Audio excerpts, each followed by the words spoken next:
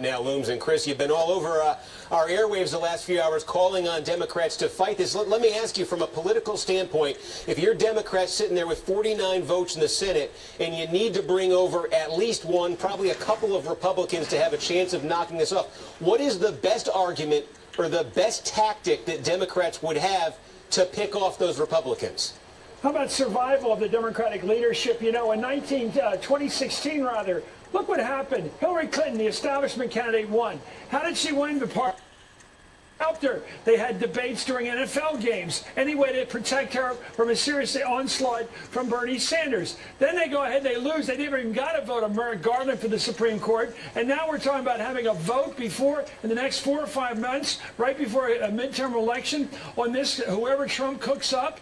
I don't think the party leadership can survive this. How do you explain that you couldn't stop it when you have 49 senators and they just had 50? You know, just a few years ago, look at the way the Republicans have played the rules. First of all, they said it took 60 senators to approve a Supreme Court justice back 2 years ago.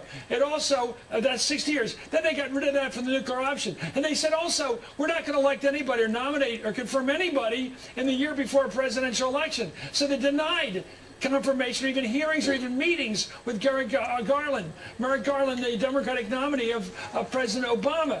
And so they're playing all these games. It's 60 votes now. It's 50. Oh, by the way, we're not even going to have a vote on it. And here they come in and they say, well, let's do it nice now. Let's make sure we have a vote, even though we only have 50 votes to their 49. Let's have good order here. It's not going to happen. If Schumer goes along with that, the whole gang of them are gone. Look what happened to Joe Crowley yesterday. He's gone.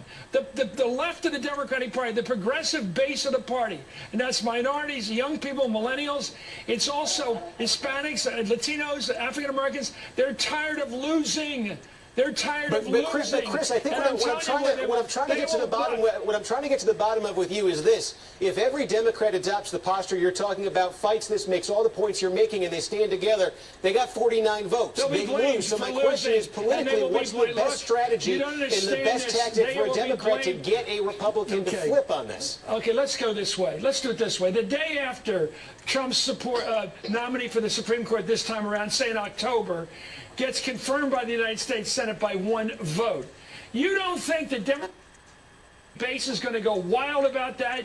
I'm telling you, they're going to say, how did you not use your procedural votes, your dilatory tactics, parliament procedure, with all the tricks they pull in the Senate, and you couldn't delay this with 1 less vote than the Republicans? They will not believe it. It will not seem believable that they couldn't stop a Senate from approving a presidential nominee for just 50 votes. It used to be 60, now it's just 50. It doesn't look right in the history books. But what is the tool? What is the tool? What's the instrument? You're saying that, I understand. I completely understand what you're saying about the base being fired up about this. It's his job to do it. It's not about fired up.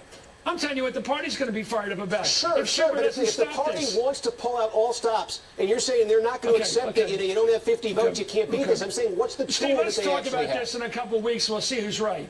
All right? We'll see who's right. Chris, I'm trying to ask you what the tool is, that's all. What is the tool? Because the filibuster's gone. They will find a way to do it. Okay. There are ways to slow down votes. There are ways to prevent a modest majority of 50 to 49 from getting its way. They will find that way, or they will fail. And if they fail, they will lose their leadership. The party will not accept failure on this front. They've not allowed somebody to come into the Supreme Court for 30 years.